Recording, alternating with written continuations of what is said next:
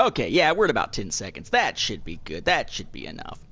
Hello, everyone. I am Nathan P. Butler. This is my YouTube channel. This is the Battlefront Livestream podcast. Again, podcast not because it's an MP3 being delivered through podcatching software. Instead, because like a podcast, like I've been doing since 2002 in podcasting, it really comes down to the discussion, whether it's discussion with people interacting through the chat, or if it's discussion perhaps with a guest that I happen to have on, or maybe it's commentary about the game that's being played.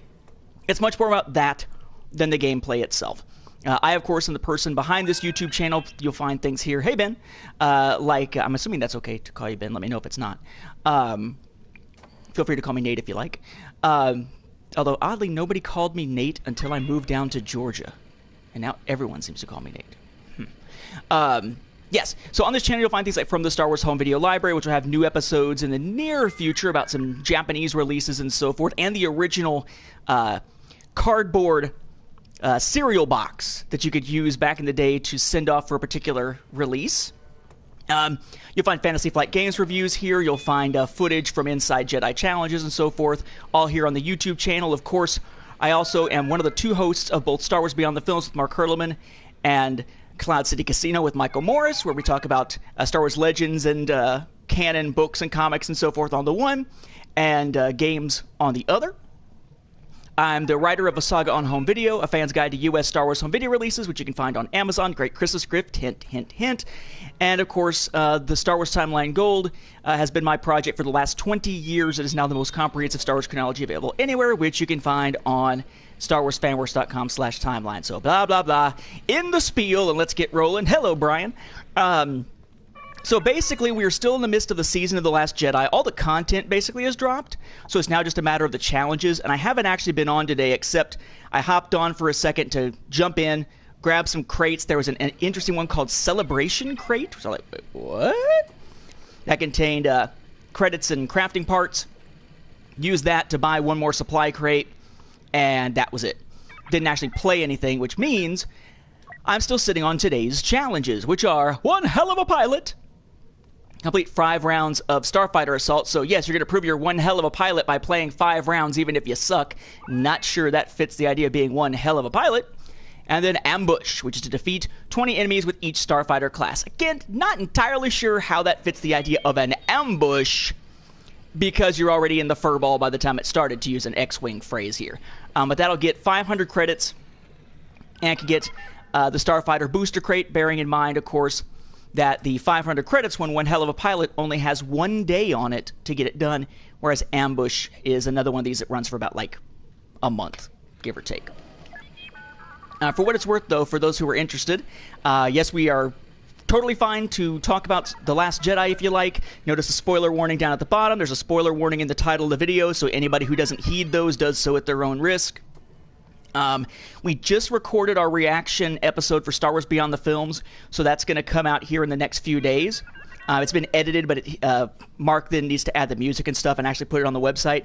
And then we haven't recorded yet for Cloud City Casino about the multiplayer of this, the Last Jedi season of this, or the Last Jedi movie. We will do that soon, but not quite. It's kind of one of those things, not quite yet, kind of one of those things where it just depends, because he is a mail carrier by day, and this is, tis the season for a mail carrier to get their butt kicked, quite a bit. All right, so let's dive in here. Going to jump into Starfighter Assault, because that happens to be what the challenges are in right now. I'm not going to play really with the bomber much, because the challenges I've got left at this point tend to focus on fighters and interceptors, and on the hero ships. So be good to get the hero ships. I've got some of them done for Kylo Ren. I've got all the ones done for Yoda, and then otherwise it's all pretty much up in the air. I've been trying to focus on Poe Dameron because I'm very close to some of his being done. But otherwise, really no big preference. What really frustrates me, though, looking at this, is one of the challenges is to win on all 5 maps as a defender. Now there's 6 because of Dakar, but it's 5 original maps. And win on all 5 as a defender. Well, that'd be easy to do, perhaps, if I played all 5 freaking maps. I still think there's at least one Starfighter map I've never seen. There may be. I know that it tends to be Ryloth, like this, or it winds up being Fondor, or it winds up being Death Star debris most of the time. then every great once in a while we'll get the one with the Star Destroyer, the First Order Star Destroyer. And I think there's one over Naboo, but I think I've only seen the Naboo one like maybe once in the entire time that I've been playing. Not only since launch or since the Elite Trooper Edition launch, but the day before the Elite Trooper Edition launch.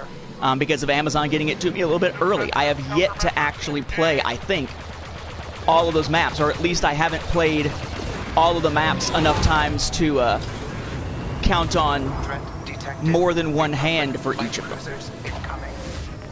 Whoa! Alright, let's actually blow some shit up. Yeah, blowing some shit up. Yeah. Wow, you got some serious shields on that sucker.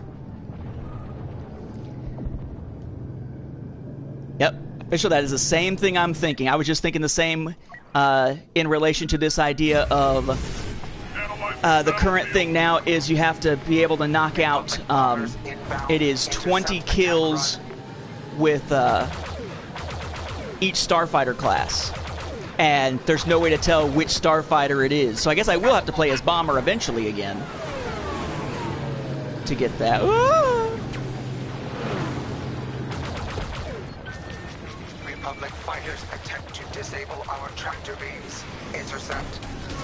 Intercept. Very convenient to be able to look down and see where a call is coming from. I can hear the phone going off on the number that constantly calls. It's like, so we'd like to talk to you about your current student loan debt. At which point I'm like, oh, you mean the stuff that doesn't exist, eh? Let's talk about that some, you pain in the ass. Yes. Yeah, First Order Star Destroyer I've seen Camino? Republic cruiser has sustained critical damage. Camino, where I allowed First Order Star Fondor, Death Star debris. So it's Camino then that I haven't seen much, if at all. Because I was thinking it was Naboo that had one. Interesting.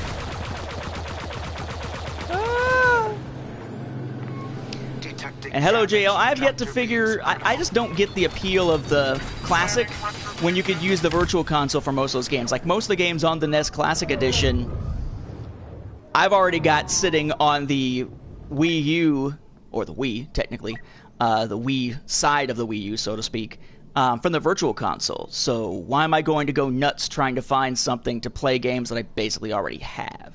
Or at least the games that I want to have out of those that I already have. Tractor beams destroyed. Continue. Now, if you were to throw that into maybe something like the NES Classic can be played in VR and you're playing as Mario, even if it's just Mario like running on the ground in front of you, like the Merville's VR adventure, I'd buy that. Heck yeah, I'd buy that.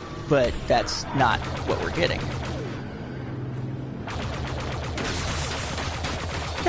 Although I did look at the Sega Genesis one the other day because I don't have most of those in a digital form on a modern system the way that I do with the others. Of course, I say modern system as if the Wii U is a modern system. It wasn't even modern when it was first launched, so, you know. Whew, I'm like burning up in here. Let me turn on my fan as it's switching me in here. Oh, too much light! Too much light! Click, click, click. Okay. Much better. Okay. Hopefully will become much better. Not so much is much better. I'm like, I'm sweating! My back is sweating against this chair. That's not good. So Genesis ones are pretty bad. That stinks. And granted, I don't really care about most of those games, but that was always a weird time for me in gaming because we got the Genesis from my dad's house after my parents divorced and everything, and we were playing it quite a bit. He actually got some golf games, so he would actually play it too from time to time. But what wound up happening was that fairly soon after, I wound up getting a Super Nintendo, which then I just carted back and forth between houses, and much preferred game-wise. So my Genesis basically became just a console for playing Sega CD games. I almost never played regular Genesis games, and pretty much exclusively played games like Night Trap, which just got a new anniversary edition, which is pretty sweet, or God, what was that game called? There's a Top Gun-esque kind of game that you could play, or Sewer Shark, or Dracula Unleashed, that sort of thing. I mean, that was all fun stuff, but you're not going to get that on the clones at this point because that's all CD-ROM based stuff from back in the day. Even if, you know, file size wise, they'd still be pretty small. Enemy bombers destroyed. Yeah. Tactical support lost. Now, remember, anything that I'm going to... Yay! Anything I'm going to stream has to be available for PS4. If it's not, Take care of this myself. can't do it. Ooh, you're gonna take care of this yourself. I see, I see. Damn it, and he died before I could shoot him down. Because I need to get not only hero ship kills, but with Kylo, you have to get a certain number of kills with his missiles that just do not recharge fast enough. Enemy bombers And a certain number of lock-ons with his little ability here. Array critical. Destruction I can imminent. keep myself from being destroyed. Because that's supposed to break your missile lock, but that sure as hell didn't. Frickin' do the missile lock! I'm clicking the fucking button, the missile lock isn't doing anything. Fantastic. That was a complete waste of 3,000 battle points. Awesome. Don't know that I've ever played Home Alone for the original Nintendo before. I don't think so. Spooky Mormon Helldrums. I'm not entirely sure what that is.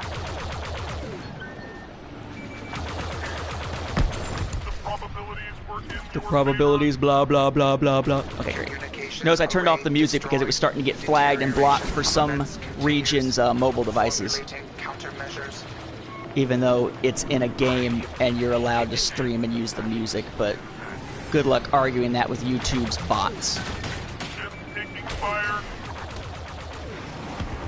Whoa. Whoa, he said. Okay, so he just got destroyed, and when I was behind him and I didn't get any credit for any of the damage or the destruction of the ship. All my shots were what? Going through him? Victory unassured. Okay. And yes, the Han Solo shirtless thing is something that my wife picked up on, like, and my wife's good friend that she's been doing a lot of trips with, that she used to box with back in the day, both picked up on the same thing, like, aha! Although I am very pleased to say that so far I've yet to see any Star Wars fan sites arguing that if you really want equality, since we had a shirtless Kylo, there should have been a shirtless scene with Rey, because that probably would have been crossing a line, and kudos to Star Wars fans for finding one line they won't actually cross.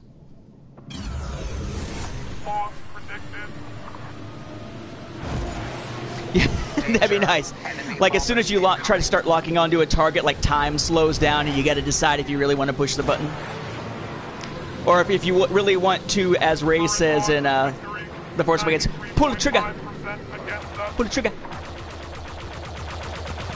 I must say, one of the things I really like about the more recent Star Wars films is that they let the actors, for the most part, not always, but in many cases, let the actors just keep their accents. John Boyega has said that the reason why he doesn't use his accent is he just didn't sound right as a stormtrooper. And okay, fine. You felt it didn't sound right, then don't do it. But like the accents of the characters in Rogue One and Rey, the accents are there and they're not being told to Americanize it or anything like that. I'm still kind of touched by that story told by Diego Luna about how he went to see the movie, and in the crowd was a woman with her, I think it was Mexican father, who was sort of taken aback and almost in tears over the idea that finally there was somebody in a Star Wars film that spoke like him, that had the same accent, basically. And that's important. I mean, if we're going to talk about inclusion and representation, well, language is a part of that too. Accents are a part of that too. It's not just about skin color. It's not just about sexual orientation, religion, or anything like that. It can be about how you speak. Shirtless milk monster. I think that's probably the worst part of the entire thing, perhaps, is the shirtless milk monster. It's just stupid. Industrious work. And the monster's like, hey, What's that? It's not a monster. I forget the name. It's named in the visual dictionary, but I don't care enough to remember at this point still. I will by the time I do a video, an audio commentary for the film eventually for the Patreon, but I don't care yet.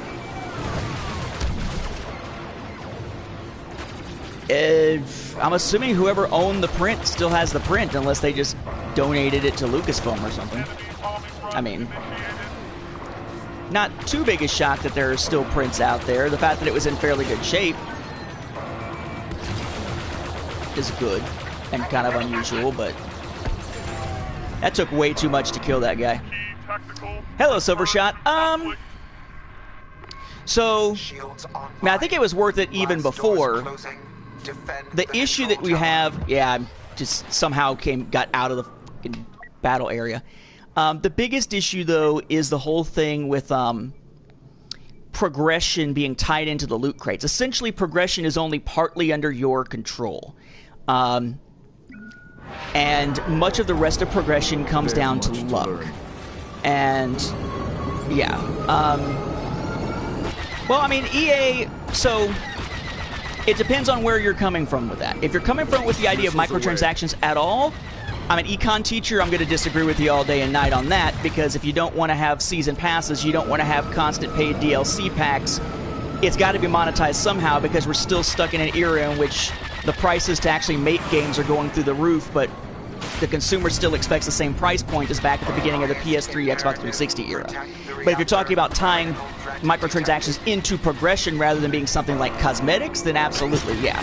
They basically broke one of the few cardinal rules of doing microtransactions without driving people insane or causing them to boycott you, and they did it with gusto. You know? It's like they didn't just screw up. They screwed up, and they went all out.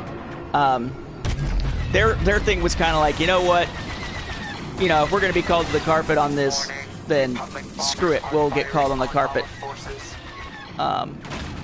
for being complete morons instead of partial morons, you know?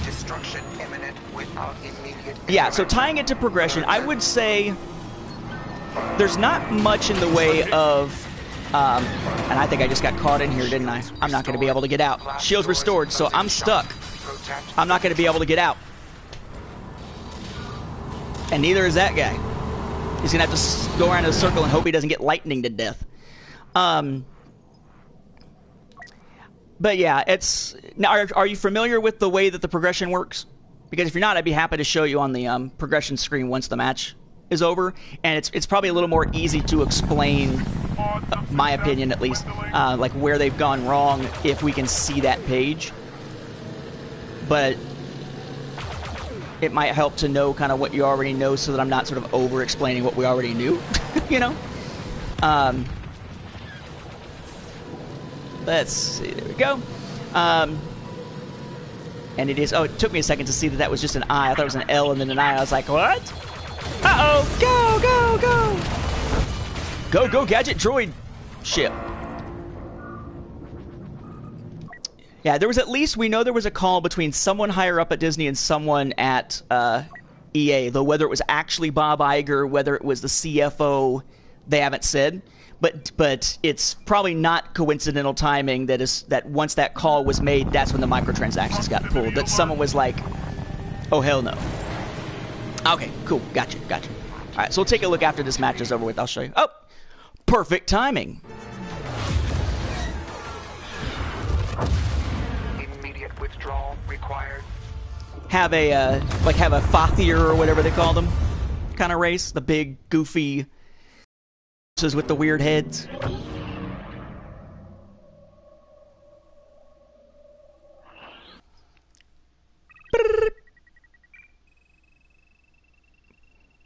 It's funny, it's like they've made it so that each of these goes up separately so that it masks, at least in part, the sheer amount of time it takes between matches. Let me go to the progression screen real quick. So definitely was not Bob Iger then. Gotcha. First thing I heard was the CFO, the Chief Financial Officer, whose name I don't recall off the top of my head. So when I started hearing Bob Iger, I was thinking that was probably a little too far up the food chain for that sort of thing. More than likely. And I'm getting dings, and that's my other phone, my Sorry. Okay. Come on and load, baby. Just load. Breathe, just breathe. Which you notice actually comes up before Luke ever says, breathe, just breathe. That's the first person to actually say that is Finn talking to Rose. He basically tells her repeatedly to breathe. Shit. Okay. Let's see. Okay, so the progression thing he was asking about. So there's a couple of ways that you're progressing, right? You have your rank, and the rank is based on your score. So you go in and you play a match, and you get your score at the end, and slowly but surely that score is building over time to eventually get you your rank going up to, I believe it's 50 at this point. But it's all based on score. It's all based on how you did. It has nothing to do with your level in any other way. It's all just how many points have you earned. So presumably with the exception of any type of thing that would modify your score, it shouldn't be a huge thing to deal with. It should be fairly straightforward, but it doesn't do you a whole lot of good. Instead, what you'll find is that you need to progress on your individual classes and your individual characters, right? So, like, my assault class here is level 24. I said, okay, well, where's the 24 come from? It's got to be XP from playing that class, right? No, it has nothing to do with actually playing as the class. It's the number of tick marks at the top of all of your cards. So a rare counts as 3, and epic counts as 4. Uncommon counts as 2, common counts as 1. And those, as you increase in rank, as you get more cards, which gives you more tick marks, you eventually unlock the second and the third card slots. And let's say I wanted to upgrade a card. Say I wanted to upgrade Resourceful. Then right now it says I could upgrade it no problem, right? It just costs 120 crafting parts. But let's see. I don't know if I can do it for this. Yeah, okay. So if I want to upgrade something from rare to epic, though, that I can't do. Okay? Because if you look at the two things underneath where it says upgrade, there are two checkboxes that have to be checked. Requires assault card level 25. I'm at 24. Requires rank 20. So, all right, so I'm at level 24 right now. It won't let me upgrade a rare to an epic. So I'm like, okay, whatever. This costs 40. F it. There, I just bought one with crafting parts. Now I've met the requirement. Now, in theory, I could go in. I'd have to probably I'd have to leave and go back in. Now, if I wanted to, I could spend the 480 and upgrade that to epic. So it's two different rankings that you're looking at. You're looking at the ranking of the individual thing, the individual class, or hero, or hero ship, or reinforcement type, whatever. And you're looking at your overall rank from score from playing, with the idea being that, at least it's supposed to be, that you wouldn't immediately be able to upgrade your everybody up to epic everything, because you have to have a certain card level to get there, and you have to have that certain score. So if somebody were to try to blow through on score, they couldn't do it because they wouldn't have the card level. If you tried to blow through on card level, you would still have to get the score to be able to do the upgrading on your own, which theoretically means that both of those are throttling the speed at which you can progress. The thing about it, though, is that whereas the score is based on how you do in a match, and the credits you get are not. The credits you get are based more on the time you spend in a match than how you do in the match. And the credits are how you buy crates, which is how you get more cards, which are random for the most part. It meant that basically progression became kind of a lottery. Progression became something you can't really fully control. You can do like I just did and increase your level by increments by spending crafting parts, but you don't get a ton of crafting parts per day in those daily crates, or usually in a regular crate. The only reason I've got quite a bit of crafting parts is because I play the crap out of it and I buy a bunch of crates as I go along. So it's one of those things that it's basically tied progression into luck. And then when that was tied into microtransactions, it meant that it tied progression into cash. So if you think of progression as something that's necessary for winning, then it became pay to win. I am still of the opinion that for the most part this game is less based on your equipment and more based on just your skill, but you can get enough of an advantage, I would say, out of higher level cards, which means later in progression, that it does tend to tip the balance, all else being equal. So if you got people of equal skill levels and they both jump in at the same time and they have different levels of cards, the cards may push them over the top. So in that sense, it became pay to win very quickly. And then they removed it, so now what you got is sort of a system that's still kind of screwed up, except now progression is even slower, because in theory, somebody could have advanced their progression by spending money on microtransactions and at least gone in and got more crates, buy some crystals, buy it with the crystals. Except now you can't do that. Everybody's progressing at the same anemic pace, except those people that during the week or the few days when microtransactions were allowed, went in, spent the money, and bought the hell out of stuff to get epic cards. So you have the issue of the faster progression pay to win still hanging over from those who paid to win during the time it was possible, and now it's not possible anymore, and people are still trying to catch up to those whales from early on. So is it worth buying now that the microtransactions are gone? It still is worth it as it ever was. The difference being that now everybody progresses at the same relatively anemic pace. And it's not nearly as anemic as the first Battlefront's progression pace. So in that sense, like, it's more random, but it's not anywhere near as slow a progression as the original game. The original game, when they did a double XP weekend, that's when it felt like progression should be. This game, it just feels like progression doesn't matter how you do, with the exception of just that rank that only matters for upgrading cards. Okay, so, okay. A little bit of everything there. Hopefully that assisted in explaining that. And, hey, Jared, saw you come in. Jaja Binks. Lovely. Okay. Into it now. I think Lucas cared enough to feel hurt sometimes by it, but I'm not sure that he cared enough to actually do something as a result of it. Hang on, I'm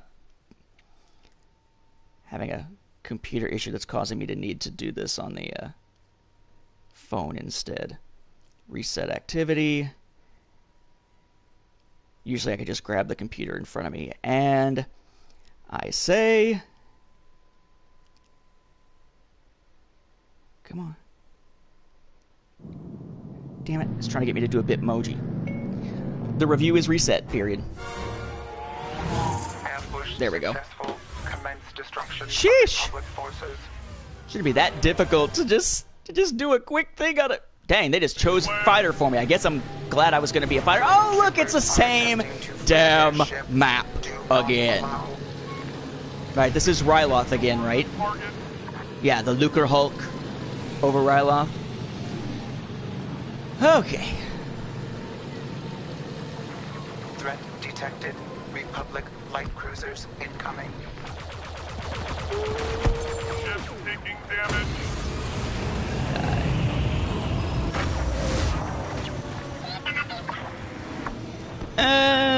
Well, Lucas would change his vision whenever he felt like it anyway.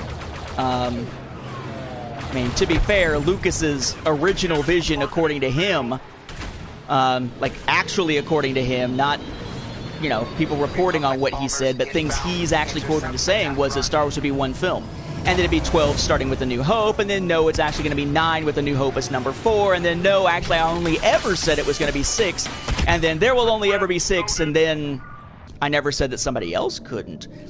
I mean, Lucas just kept changing his mind. But I'm not sure that that was in reaction to, you know, anything fans said. I think that was just that the guy kept changing his mind.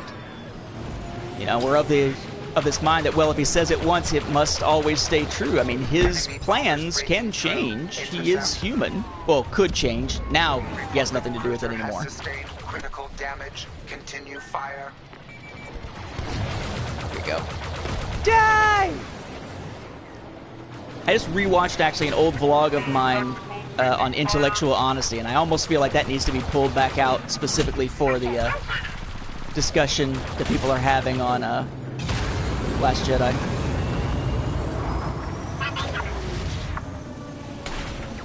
Johnson ruined Abrams' vision.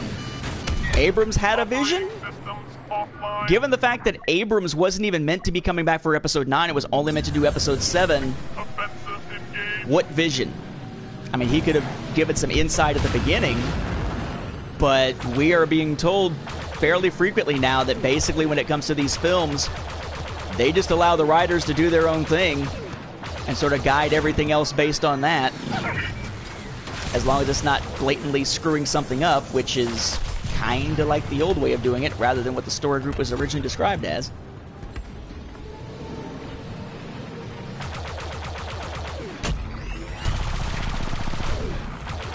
No, I get it. The movie screwed up his vision because his vision used to be marred by a bunch of lens flares, and that was the way he liked to see. That was how he saw the world, but because he couldn't use many lens flares in Episode 7, it has changed. It has marred and destroyed his vision by clearing his vision of the lens flares. His optometrist should be really actually stoked and thanking Rian Johnson for help, I assume.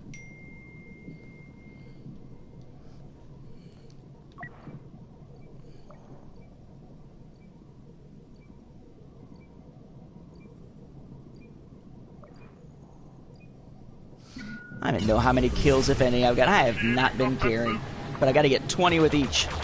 The main thing, though, is just within 20, you know, before that deadline, getting the 5 matches in. Die! Give me the. It's like, give me the targeting reticle. Dang it! If you're gonna make me call it something idiotic like reticle, which is a word that I've always thought seems weird, then damn it, let me do it. Tractor beams destroyed. Continue general defense.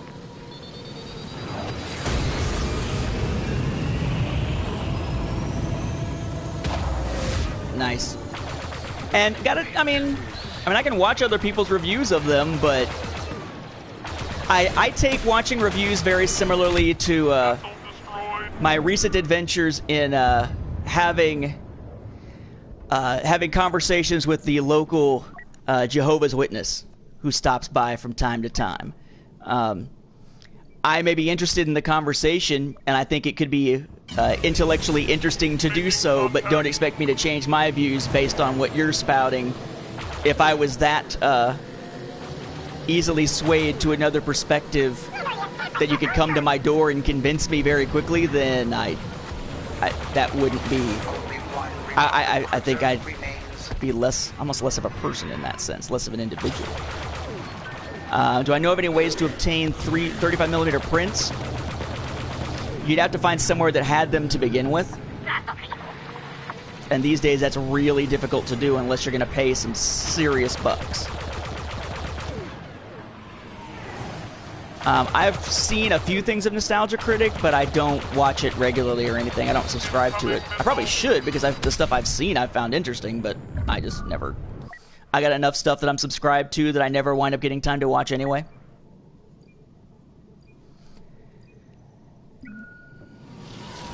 Yoda being in it. I thought it was alright, except for the fact that I think Yoda is eating much better in his death than he ever did in life, because he didn't look quite right. He looked like his cheeks were kind of poofy.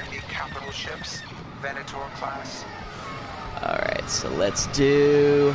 Oh! Die, Han Solo! Oh! Too soon? I trust my presence here is welcome. There we go. Whee!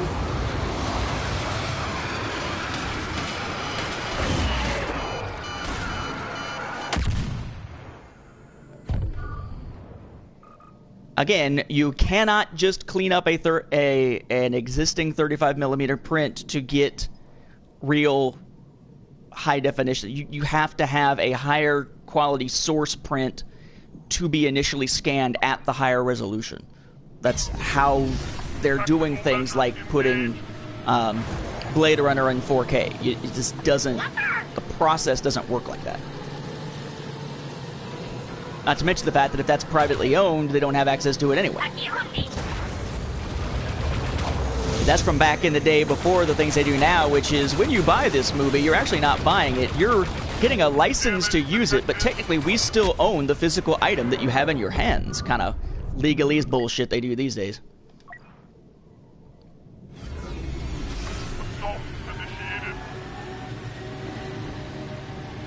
Exactly. And it isn't that all the prints were altered. These prints were made up. The negatives were altered.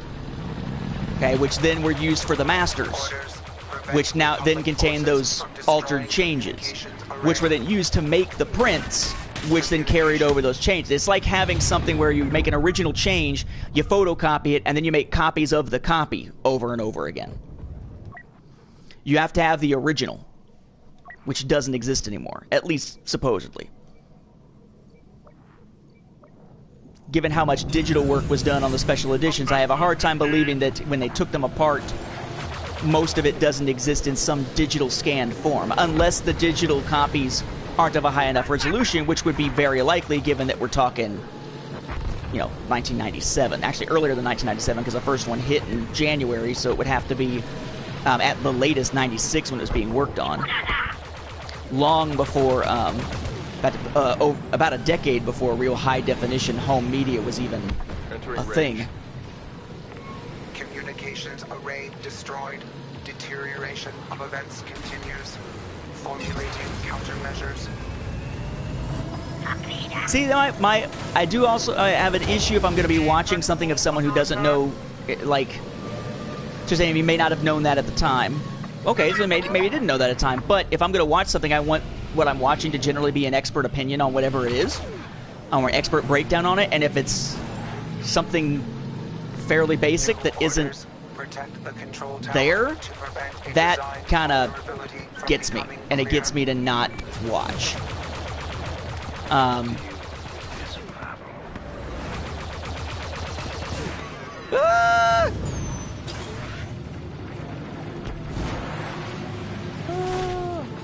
And though it is different, you know, a difference between something that's, you know, just doesn't exist at the time versus an actual mistake. Like I had somebody the other day, I put out that video on the Walmart releases at the beginning of the month, which was prior to any reputable sources giving the rumor about Fox and Disney, nor the deal actually being announced or anything like that. And the response was, "You forgot to mention, or you forgot that that Disney bought Fox." Well, no, dickwad. Look at the date on the video. It's not that I didn't forget it, it hadn't happened yet. That'd be like saying that a history book written right after World War I forgot to include World War II. Well, no, you're a dumbass, right? Hadn't happened yet, there's no way they could include it.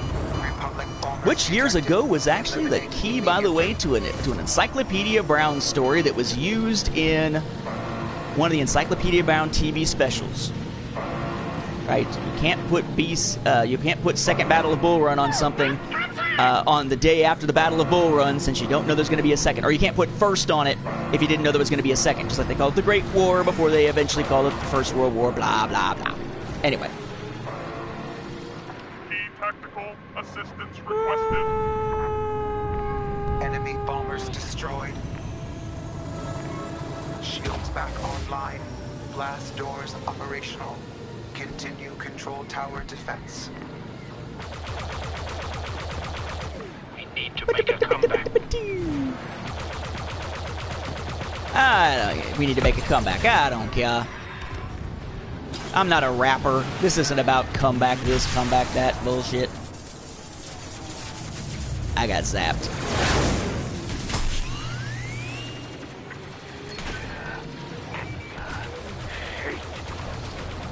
I need to focus on, if I'm a fighter, I need to focus on going after hero ships, really.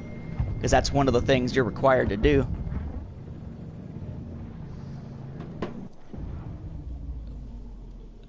Fighter again.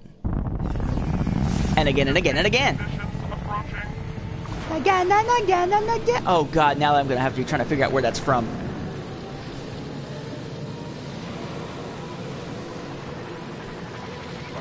cartoon. Realize that Lucas can't do anything now, right? It doesn't matter. Lucas is basically just the equivalent of a fan at this point when it comes to what his opinion actually means and what his desires actually mean. Now that he's sold it off, he has zero say in anything. Lucas at this point has as much say in what Star Wars should be and is going to be as I do, which is Jack.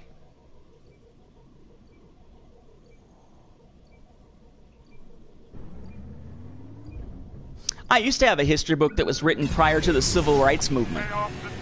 That was interesting. It was one from my dad, I think. I don't know where the heck it got to. We probably just got rid of it years ago, but it'd be interesting to go back and see it now. I'm sorry, what?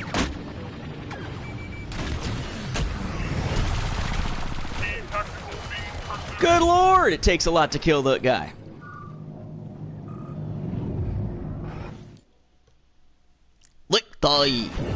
Hey, that'd be great if this wasn't a map I'd already won on a million freaking times. At least I think so. Maybe, just maybe, it's going to send me to Camino. Maybe, just maybe. Or maybe it'll take me to the First Order Star Destroyer. Come on, baby. A map that I haven't done a million times.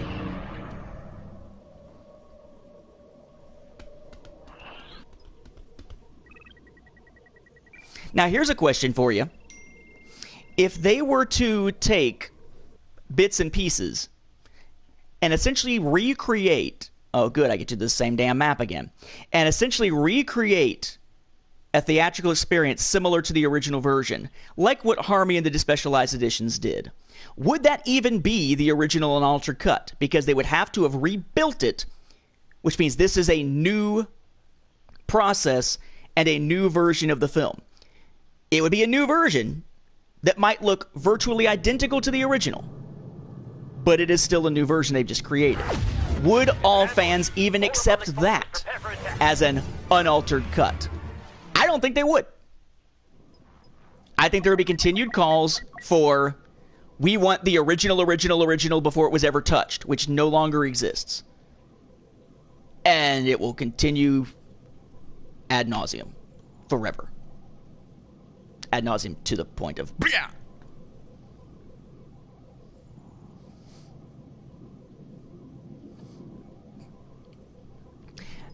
I have to wonder how many Confederate history books were actually written at that time. Although surely you'd have some southern-leaning ones. The main thing, if you look back at the time, is that a lot of the history books weren't... like these days, history books are written as a curriculum that's meant to be able to be used in all of the country, but it might lean toward the politics of a particular major region, major state school system or something like that. So... Because they buy so many books that they get a chance to actually have a say in the contents. But there was a time when, you know, your school history book wasn't necessarily written by a massive politically correct committee for a particular state. So I don't know that there would be many of those around, at least that would be seen as a national example as opposed to something that's just a regional thing.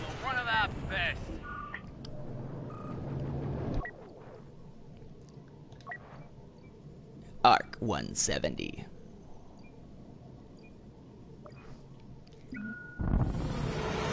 I didn't miss their calling, though, because you got sort of a... You know, you got the front of the ship has that little dip-down part, and the back has the gun, which kind of makes a line. They could have called it an asterisk fighter. An asterisk wing. Instead, it's not any kind of wing. The poor Arc 170 gets left out of the wing discussion. Son of a whore! Ah!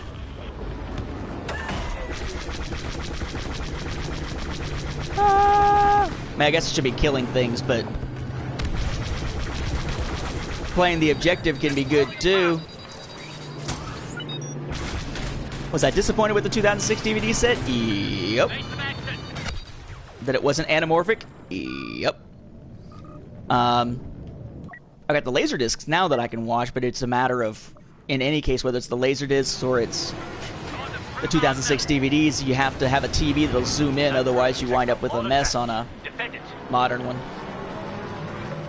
An Atwing. Get an ampersand wing. In fact, actually, an ampersand wing is probably what most of my ships look like after I crash.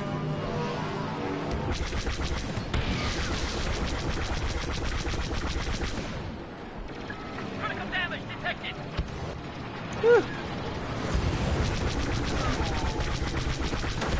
No time to celebrate. Keep fighting. No time to celebrate. Tractor beam's critical. Don't let up. It's a celebrate. Dead. Death comes for you all.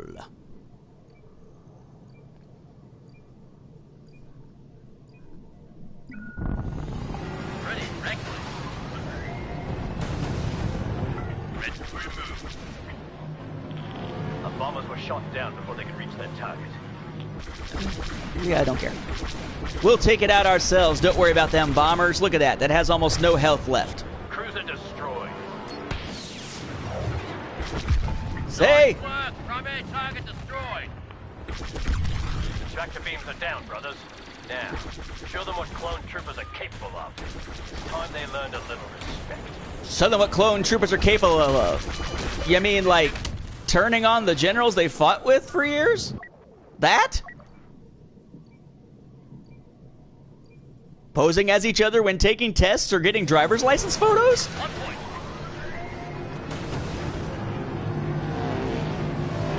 Making a karaoke bit out of Weird Al Yankovic's I Think I'm a Clone Now? Yes, sir. Separatist dreadnoughts have arrived. Take out the communications. The array. discs, I think, Can't the afford for them to call in more. the masters used for the Only one 2006 cruiser bonus DVDs of the so-called unaltered edition. That was a piece of debris I was shooting at. They were taken from the same masters as the definitive collection Laserdisc and the THX remastered editions. Yeah. Boom. Yep. So you need a remains. Your heads up. an updated or remote or something that'll let you switch between digital and analog audio. So I want to say it's analog that's... Actually, no, I honestly don't remember which is which. But analog is one and audio and digital is the other Republic bombers inbound. for those. Keep those clankers. Just like I'm not able to listen to the commentary on Definitive Edition because I don't have a remote for my player. Keep them from calling So I can only do the default audio, but at least it lets me watch the movies. And Little Kid Lover, I enjoy it. And I like the more modern gameplay mechanics than 2015 Battlefront 2. And its story I like more than 2015 Battlefront 2 because it's more cohesive instead of just sort of a series of vignettes. But otherwise, I mean, decent. I mean, it's not gonna... The gameplay itself isn't gonna probably win any awards, but from the graphic and sound standpoint, good things that way. Kevin Spacey is in the chat. I missed that.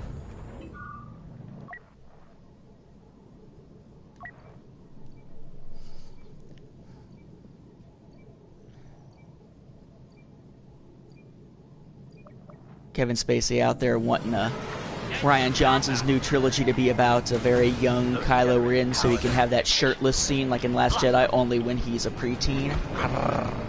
Oh, wait! That's effed up! Not dead yet.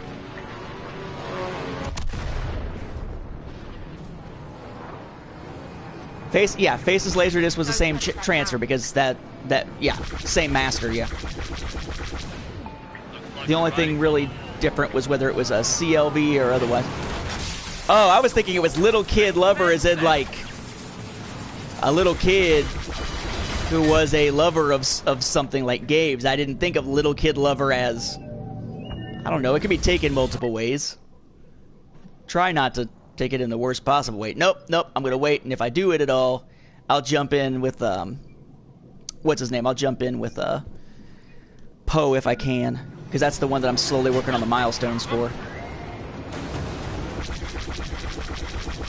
Yeah, it's not going to do me any good from this. From this range, and he's so slow!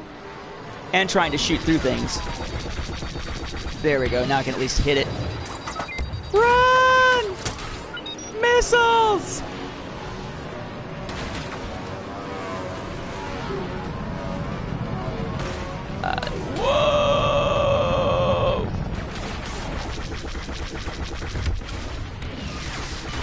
it. Ah, Shaza! Run! Uh-oh. Oh! Almost. Saw that coming a mile away, though. Ah,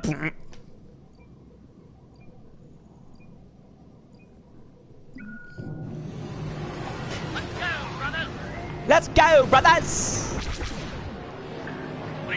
We're almost at an hour of streaming and haven't played anything but this damn map the entire time. Just a thought on how screwed up their map rotation is. How would I grade them? Get him with the get him with the gun. Yeah. Get him with that thing. The boom boom from the back. Yeah. With the back boom boom. Yeah, that's what I'm talking about. I just became like a rapper for a second. Get the back boom boom. Yeah. We're making progress. We're making progress. Well, good for you. If you don't win, does it matter if you made progress?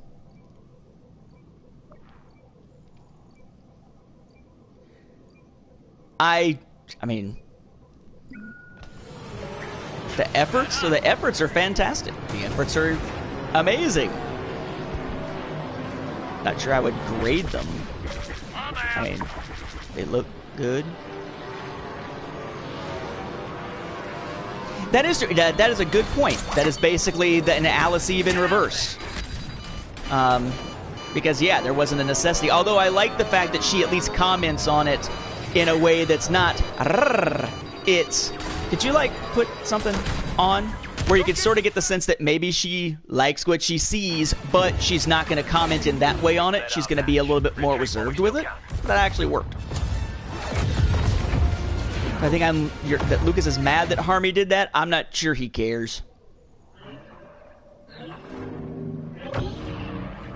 He's kind of sitting back, enjoying his married life and enjoying retirement and making it rain with $100 bills.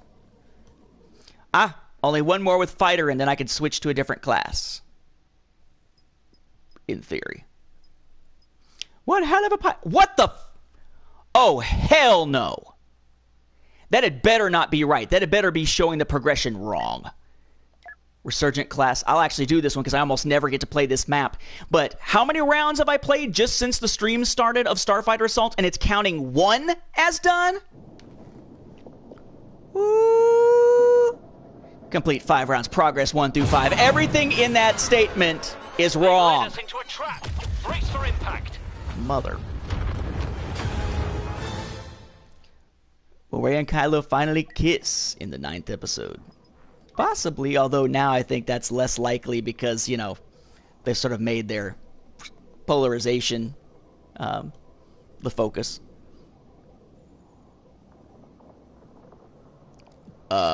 Didn't know that, but I also don't think I know anything else Alice Eve has ever been in, probably, so... Advancing the mission objective. Their fighters are zeroing in on our generators. Intercept them. So you killed Han Solo. You are never allowed to kiss a woman ever again. My mission.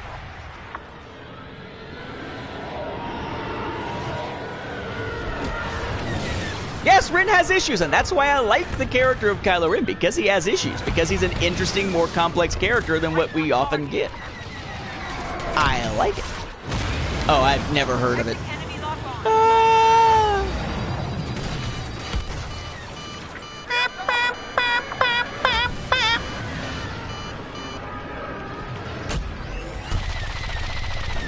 Or how many times, you know, you got a TIE fighter pilot who hears that beeping and is like, what, did I leave my seatbelt off?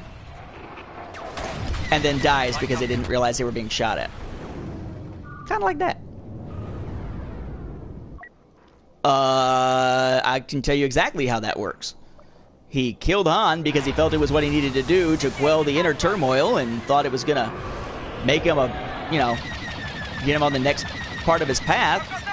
And between then and when he encountered Leia, he had just been berated and physically smacked around, basically abused by his current father figure of Snoke. So that when the time came to go after his real mother, he wasn't willing to do so. He was having second thoughts. Yeah. Because that I am very much of the mindset that in essence the reason why he didn't do it was predominantly Snoke's abuse. Because Snoke does appear to be, if this is all about, you know, surrogate father figures and the like, that, yeah, his surrogate father figure is abusive as shit.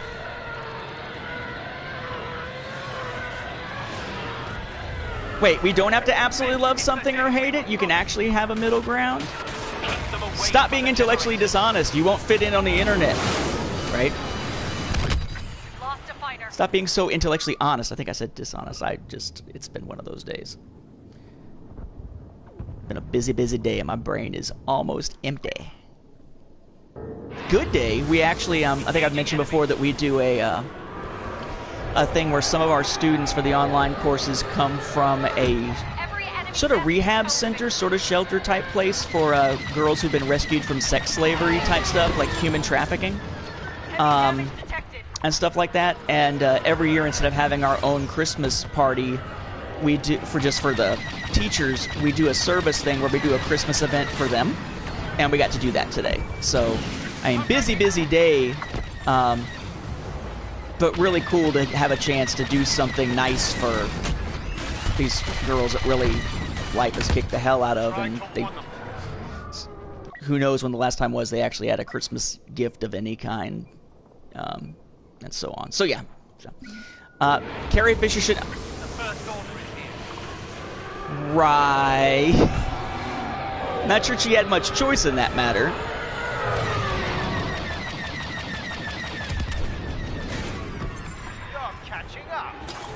You're catching up, it says. I mean, they've said they're not going to use a CGI Leia, but at the same time, her estate has said that it would be fine if they did. So I wonder if that has changed their opinion. Because I want to say that the estate said it was okay after Disney said they weren't intending to do so.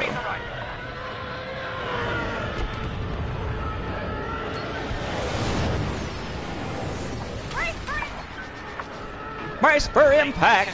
Most of the generators. That's what she said. Aww.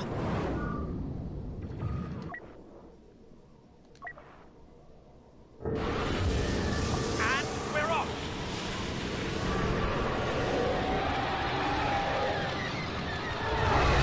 My ship's becoming non-functional. Oh, I should start switching to interceptor now, I guess, because I've got enough. I should have enough kills now that I don't need more with fighter. Crap. I didn't even think about it. I'm gonna get a chance momentarily. He's about to get my ass blown up.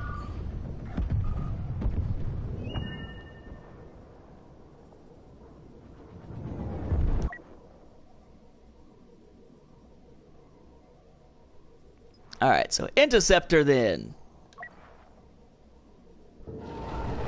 Somebody smeared some red paint on your ship there.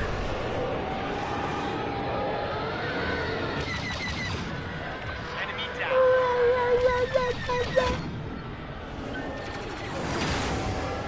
Come on. There we go. Not that that shot's gonna do a dang bit of good. An apathetic deity. Protect them. Help them get clear. There's some theological discussion available there.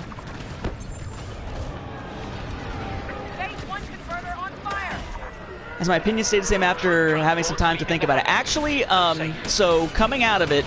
Oh, shit! Whoopsie! Coming out of it, I was still processing, and my thought process was basically that I thought it was probably, for me, going to wind up somewhere among the top tier or somewhere in the middle. That it wouldn't be at the bottom, but it would be... But depending on how it digested and felt on another viewing, once it wasn't about the surprises, it was about the story itself and the nuances of it, that it would wind up either up here or somewhere middling.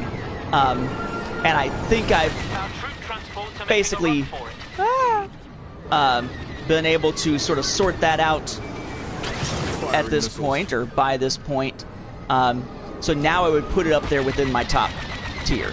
But it took going back and kind of listening for nuance of things like you aren't doing this, the effort would kill you, this is something else, which helps explain Luke's exhaustion and collapse and such at the end and all that kind of stuff.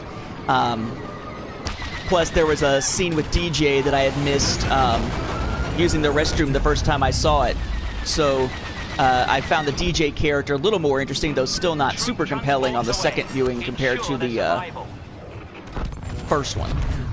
I'm trying to follow these guys without killing them with my blasters, because I need to do it with the torpedoes for one of the milestones.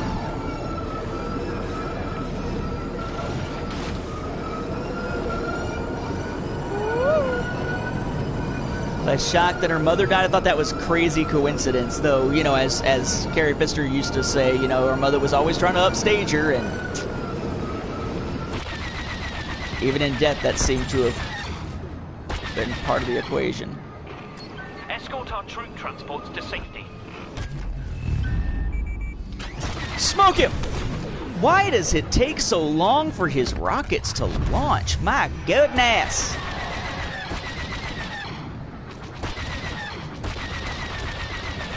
Farewell. Ooh! Kylo said, farewell!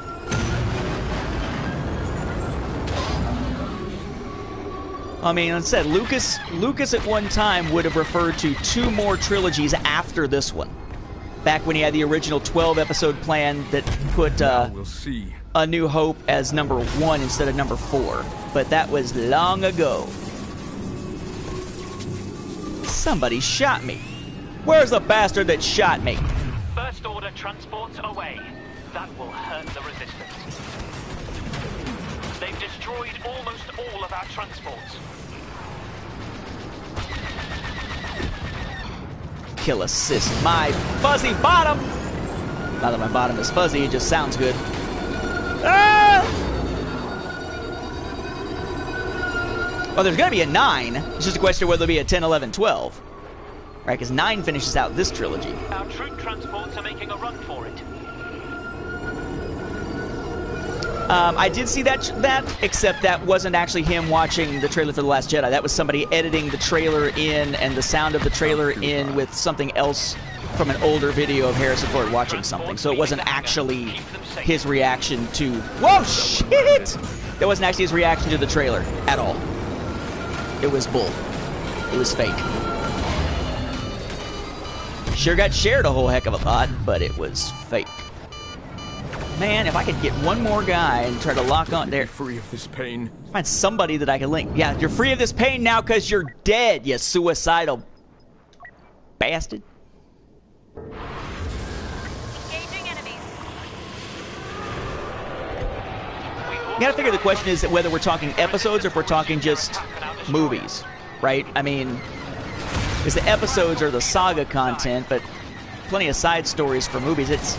The assumption is that probably Rian Johnson's new trilogy won't actually be episode numbers. Probably.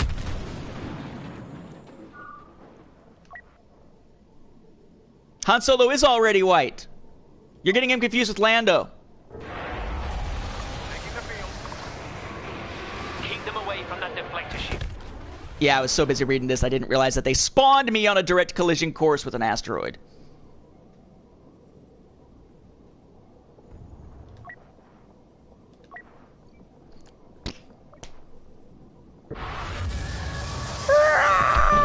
Alright, what are we supposed to be destroying?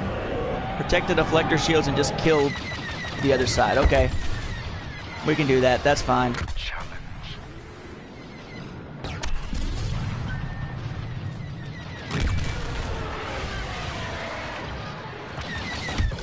Ah! Bam! Useless. Alert! Shields aren't functioning. Defend the command bridge or the battle is lost.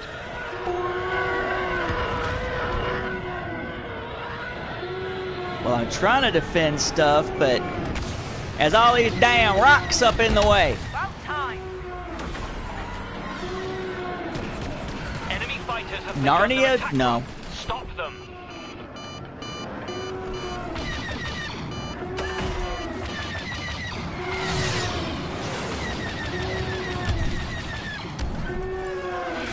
We like this, my rate just tripled.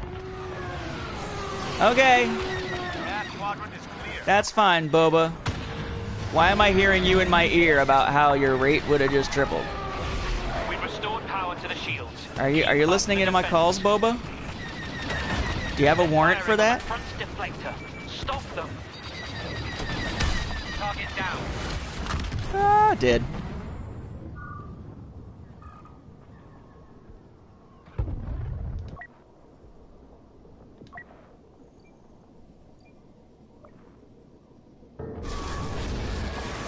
The petitioning is, what's the word I'm looking for? Asinine, I think is the word I'm looking for.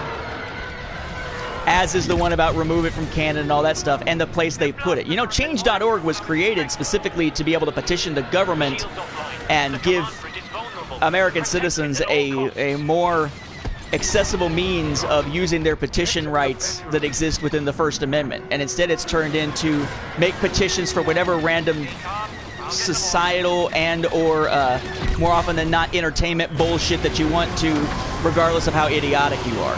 So yeah, way to go, taking something that could have been a society changer and turning it into a place to bitch about movies. Fantastic, America. Good job. Good job. Yes, I've watched Empire of Dreams. I have watched, in fact, I have the original Empire of Dreams, which is the long version, which is on the home video release from 2004. I also have the screener, the Emmy screener release on both DVD and VHS from the version that aired on A&E. So I have numerous copies of that one. The screener's not nearly as good as the final one, because it's shorter and somewhat edited, but still.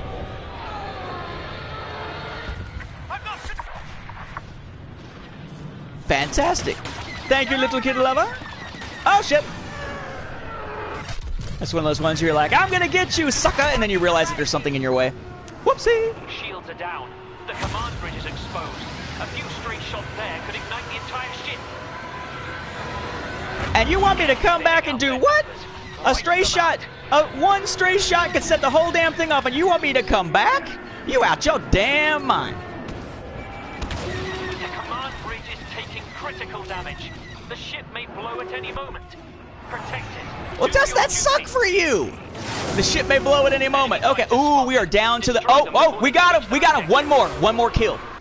Bam! We won. I don't know if I've actually won this one or not. So, awesome. Maybe we just got a new win. Possibly. Maybe. How old? I am, believe it or not, I am 38. 38. I am pushing 40. But I don't look like it until you look really close and see the grays, or the fact that when it reflects off it looks silvery.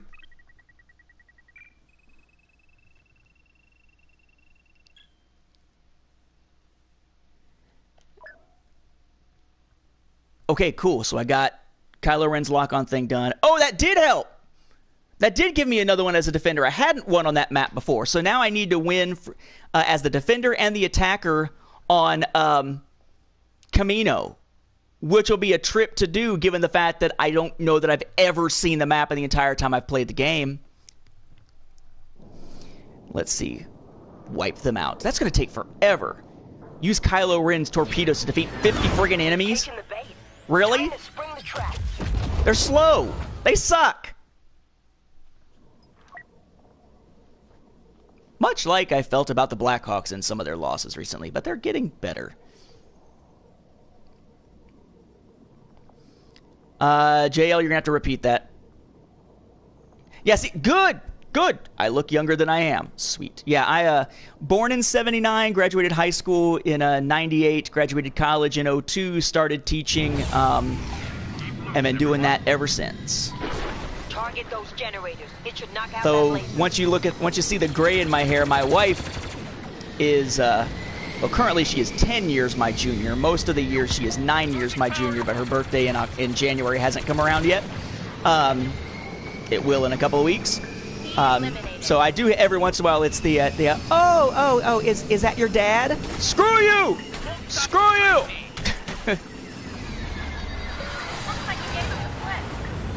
That would be cool to have the supremacy actually involved in it. I've never watched Rocko's Modern Life in my life. Ever. Although, is it still doing new episodes, or is it possible it's misnamed now? Because if it's all reruns, wouldn't it be Rocko's like pre-modern life? Because it would be before current time. Actually, it'd be pre-postmodern life, because technically we're in the postmodern era right now, right? History teacher and me goes, ooh, and everybody else goes, the hell's he talking about? Which is as it should be, because really that was kind of a... That's the kind of joke that only, or thought that only a history nerd could possibly love. And even then, most would say it was going a little too far. Oh, shit. What kind of teacher? I am... Oh. So I teach... when I was in a traditional classroom, I taught high school social studies. So it was, let's see, kind of everything but U.S. history, really. Economics, American government, world geography, world history, AP world history, government, constitutional law, debate. I think that was it. And now I teach full-time online. And right now, this year, I'm just teaching economics, world history, and 7th grade, and I think a little bit 6th grade too. But there's not. I think they're all done at this point. But when the first couple of years I was with this program that I'm with now, I taught world history, U.S. history, economics, government, 6th grade social studies, 7th grade social studies, 8th grade Georgia studies, AP world history, AP human geography, kind of everything. So, how would I feel if Star Wars did a hard sci-fi take? I would feel like, oh, it's the new Jedi Order again. You know, I mean, there's been hard sci-fi with Star Wars. It's just that it hasn't happened recently. Not sure that I would be too fond of it, but it depends on the storytelling. If they tell the story well, then I won't care. You know? Very cool. Very cool. So lots of, lots of physics and stuff like that leading up to it. Or the science class, the one science class that I took in college that, aside from biology, I had to take one semester biology, was called basically Why Things Don't Fall Down. It was physics as applied to structures, but it wasn't about the design per se as like the distribution of forces on the way down to the ground and stuff like that. To sort of understand how physics works in relation to buildings and bridges and stuff like that.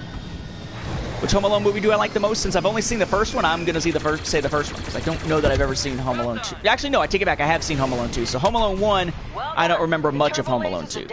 That's a more accurate answer there. I'm trying to blow it up, but it ain't doing me any good. And I probably won't watch either of them, to be honest.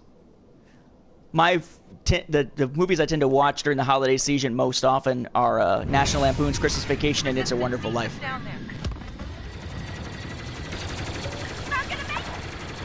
Merry Christmas, movie house! Focus fire on the troop transports. If they escape, it'll cost. Though I had forgotten, it had been so long since I'd seen It's a Wonderful Life, I'd forgotten how much of a lead-up there is to the big I wish I'd never been born thing. My God, the movie is like 75% over by that point already. Alert. I'd completely forgotten that. Transport ships leaving the hangar. Uh-oh! Gonna die, gonna die, gonna die. Like starfighter pilots just sitting in the hangar during The Last Jedi, I'm about to die. Oh, wow. I can only hope that I will be around teaching for decades. Though that teacher retirement system looks pretty good for a couple decades from now. Enemy troop transports attempting a getaway. Blow it up! Hey, Die! for me!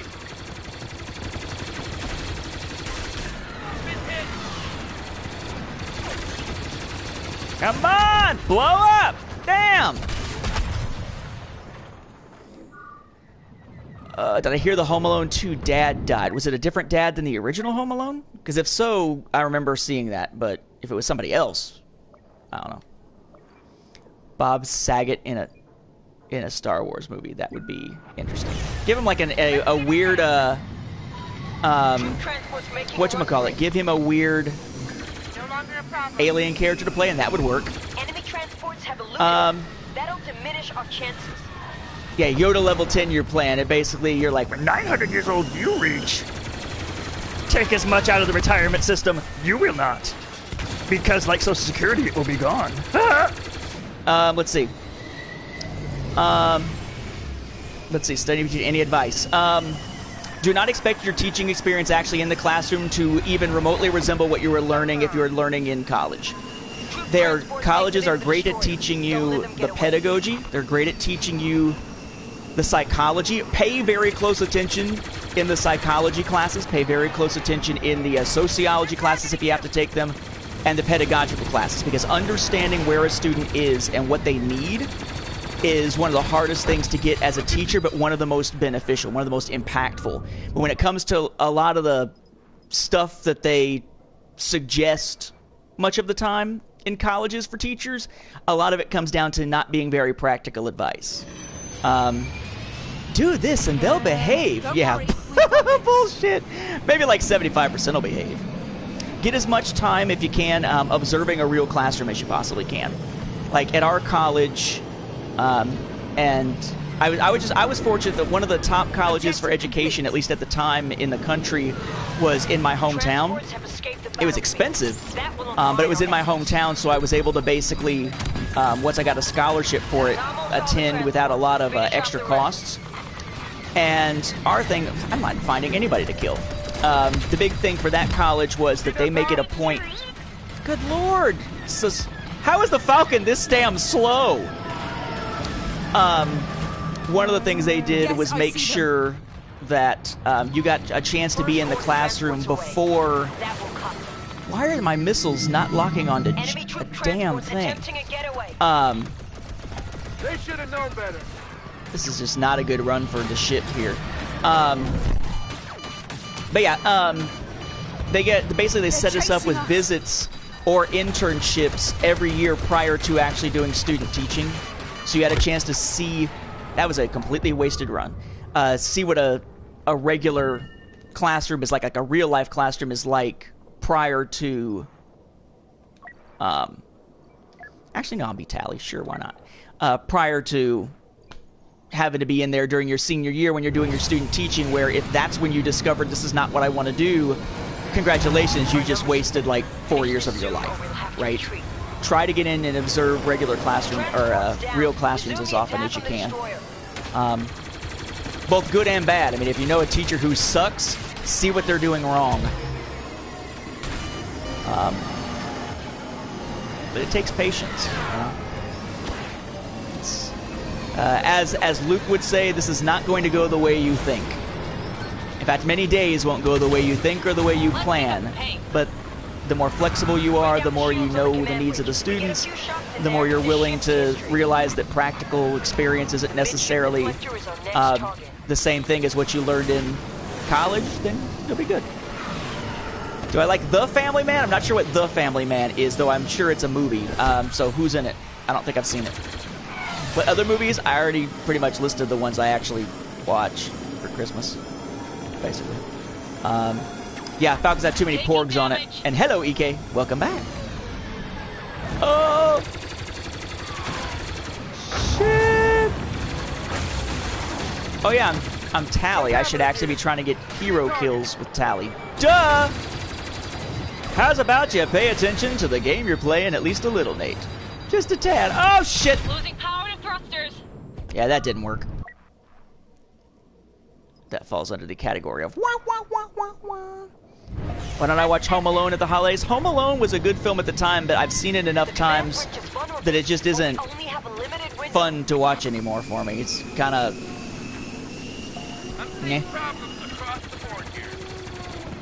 think once my wife and I have kids, we might tend to watch it around the holidays, but for just us... Our fighters have completed their attack run. Porgload. I can, sure. Let me make sure that it's actually tracked. This should have tracked my things by now, my number of matches by now correctly. Stop them. They're targeting our what? You should tell them to stop that shit. Elf, I've never seen Elf. Never have been a big fan of, whatever his name is, the name that's escaping me right now. Sensors indicate the front Except when he was the guy doing the impersonation of Bush. Because he was really good at getting the nuance of the laugh. Santa Claus. Haven't seen all of those. My wife just bought a box set that has all 3 of them in it, of DVDs, so we'll watch it at some point, although DVD instead of Blu-ray. Ugh.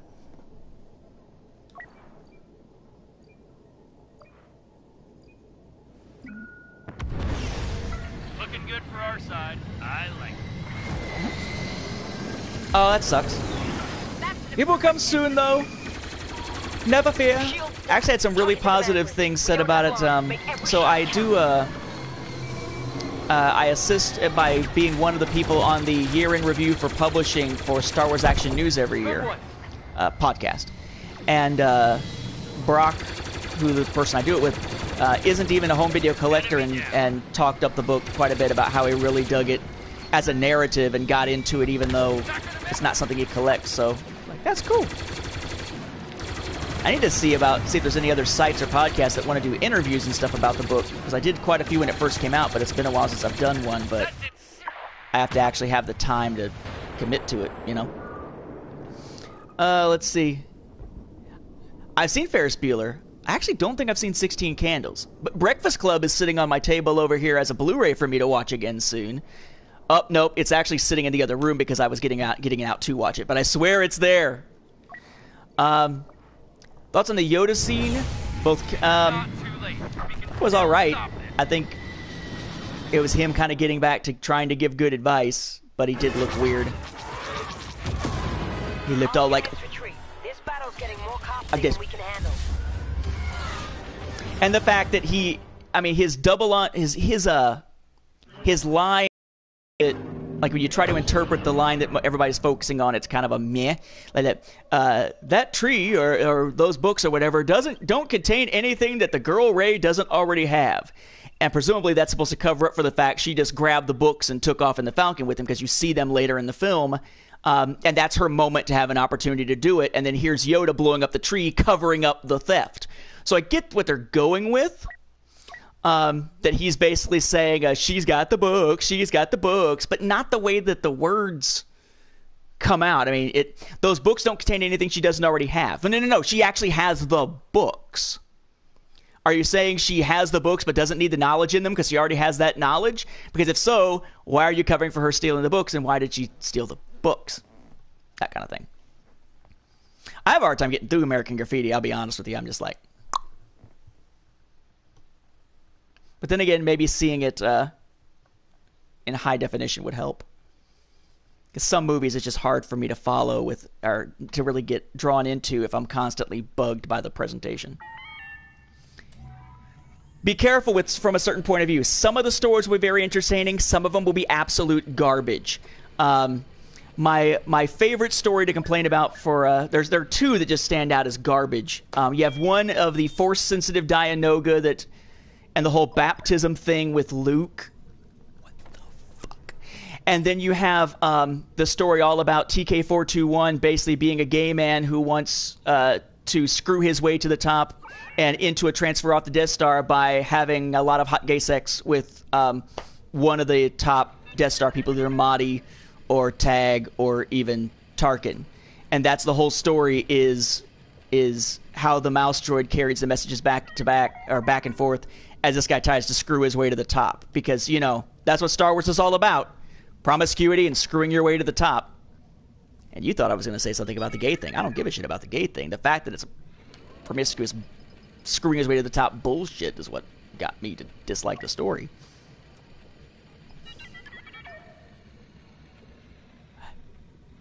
Nice. See, I would make more Star Wars references when I was in classes, but a lot of times the kids wouldn't get it because not many of them were as big Star Wars fans, because I was teaching in a more urban school, and the new films hadn't sort of rekindled interest yet. So,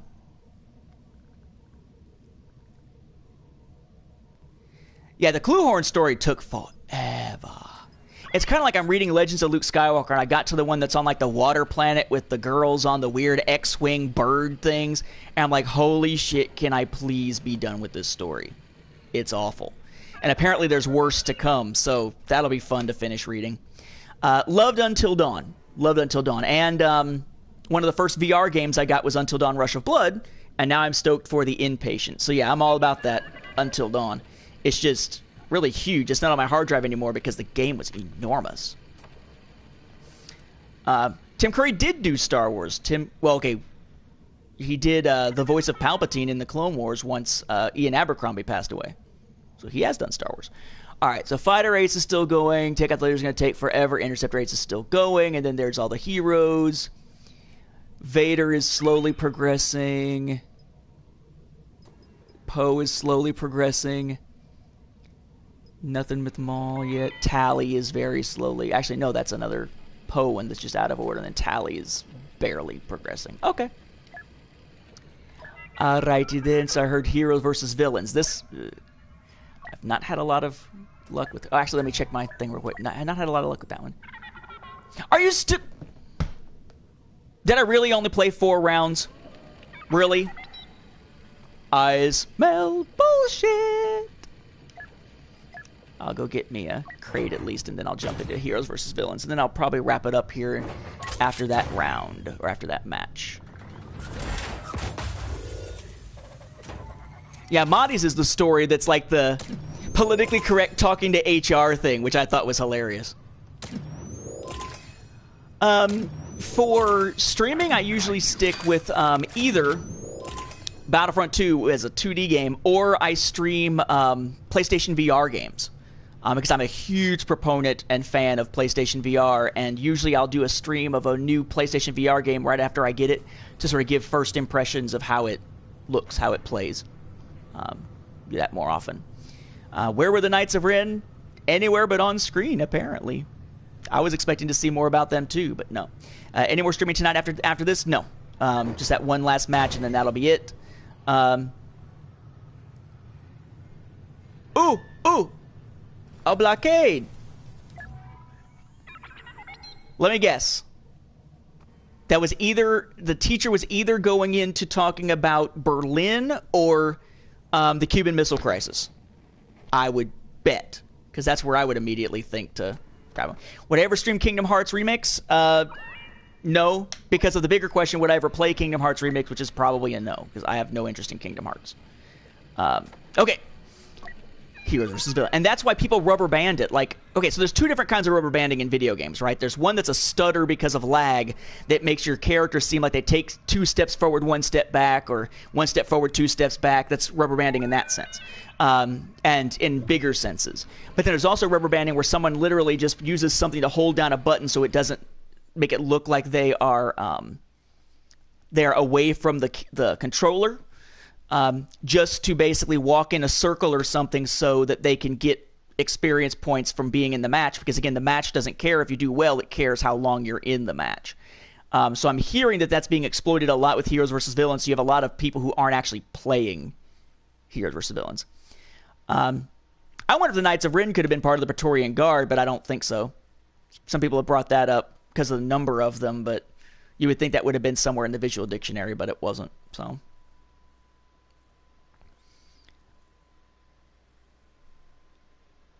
Alright, here we go.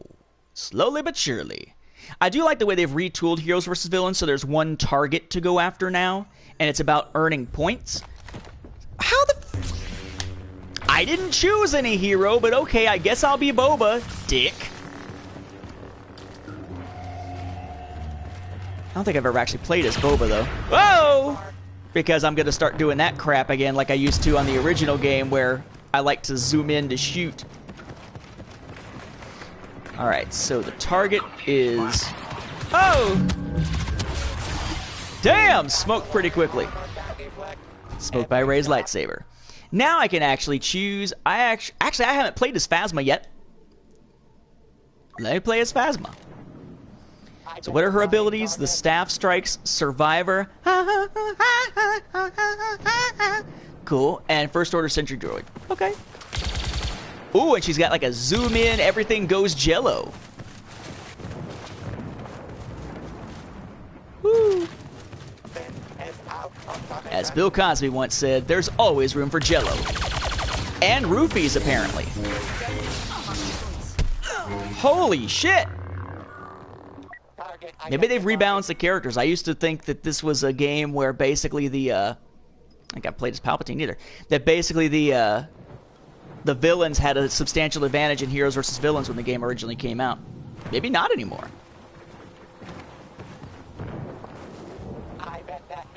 Dumb quotes. I love dumb quotes. Just like, I love it when I'm asked about how, and I've shared this on the stream before, about how Hawaii, go through the window!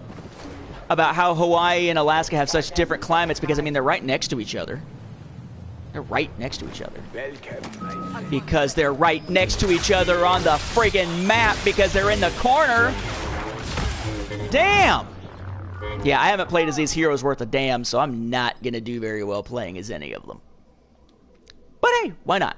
I think the only one I've really played as much for the villains is mostly Kylo Ren, and that was mostly in Galactic Assault. At least it seems like most people are playing, though. We don't have a lot of stationary people on the team. Kylo versus Wonder Woman or Mario, depends on if he can just stop them. Oh, we killed him already. Okay, good job, good job. Good job, sir. Good job, chosen one. At least according to everybody but Obi-Wan when I asked him right before I died. Says Maul. Oh yeah, I forgot. He can't do that. Shit. I was thinking, hey, I'll hold the button and I'll just block with my lightsaber. Oh wait, Maul can't do that. Well, not a problem. I mean, I do them when I can, and if you can come, come. If not, no big deal. There are gonna be more. It'll be fine. Gave it everything she had. At least Vader, I've got some milestones going for. So I've actually played as him a little bit. Focused Rage is just be affected by Focused Rage for like 3 minutes or something, so just keep hitting it. Come forth and face me.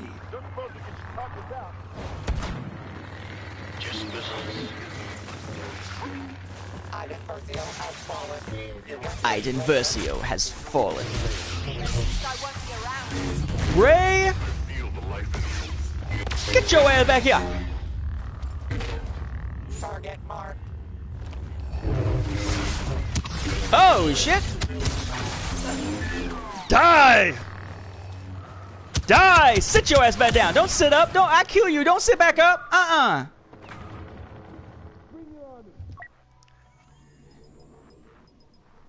Exterminate! Why not some Versio? Sure, why not? What it hurts. Stun droid, pulse cannon, droid shield. Okay.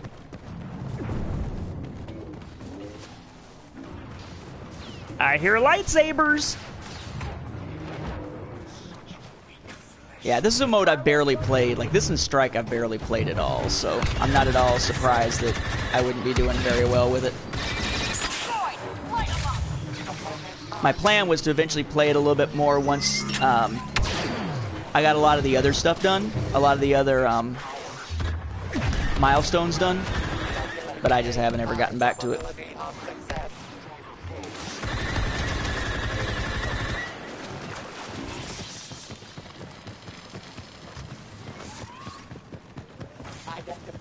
Damn.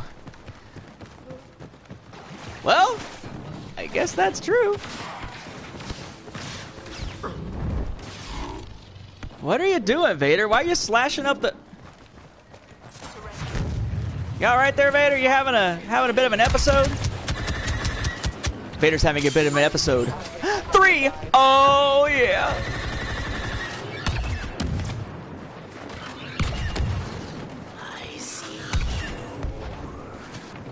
I see you. I'm living more as Iden than I have as anybody else. Interesting. You're hesitating. Who's hesitating? Ow. Ow. Kill me, droid. Ah! Ah! Ah! Wait a damn minute. I had a shield up. Isn't a lightsaber energy just like a damn blaster bolt? Target recognized. Yep. Do not turn against me. Yeah. You've done that yourself. Oh, it's a rematch. Oh, it's a rematch. I will kick your ass.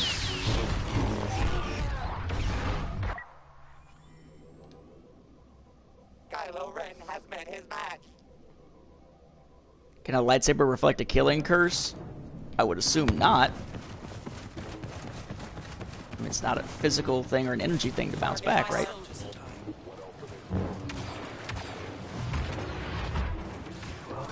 I was hoping they'd have at some point we would just have a light side version of Iden. Kind of like with how Fantasy Flight Games did the thing where you have the, I think it was Nim that had a sort of a, two different versions of Nim, one for good, one for evil. I'm gonna slap him. I'm gonna slap. Oh, I'm gonna slap him. Slap her. Slap her with your slapper stick.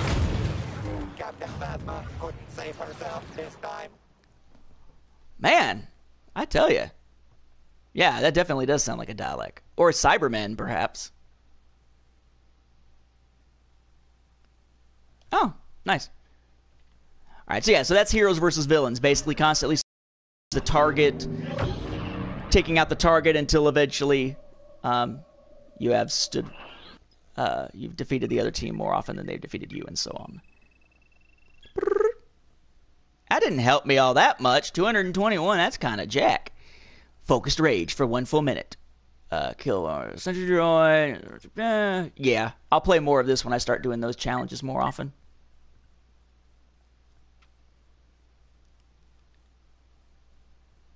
Good guy Callus, like Wolverine Callus, Logan Callus. If I remember right, his name is Alexander Callus. Except it's spelled weird because, you know, Star Wars.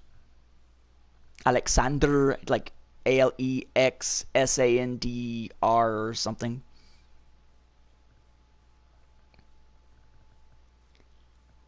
Come on. You can do it.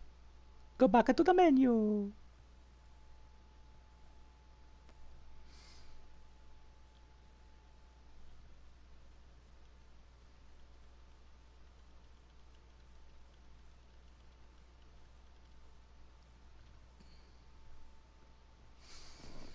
When the game realizes that you're not going to take just looking at that stupid little thing up in the right-hand corner. Not me! Not that stupid little thing. The little stupid little circle thing that fills in, so they have to give you the progress bar on the bottom so you don't think the game is frozen. If you've got to do that with your game, your loading times are too damn long.